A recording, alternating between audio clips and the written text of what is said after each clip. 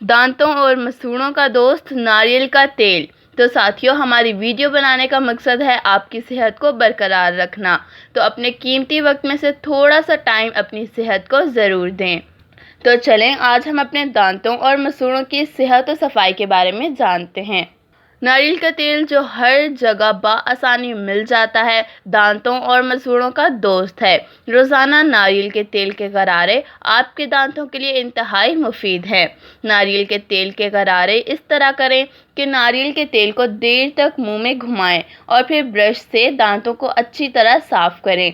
आपके दांत शीशे की तरह चमक जाएंगे, मुंह के नुकसानदेह बैक्टीरिया ख़त्म हो जाएंगे, मुंह की बदबू खत्म हो जाएगी। नारियल का तेल दांतों को गलने सड़ने से भी बचाता है। बाज़ लोग अपने दांत बाकायदगी से साफ नहीं करते, इसलिए उनके दांतों में मैल और ग़िज़ा के ज़रात जमा होने लग जाते हैं, जिनके बाइस दांतों में बैक्टीरिया पैदा होने लगते हैं और दांतों की चमक धमक खत्म हो जाती है।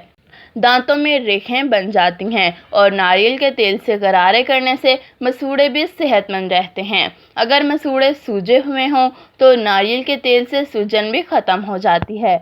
जिन अफराद के मसूड़ों से खून आता हो वो भी नारियल के तेल से बंद हो जाता है।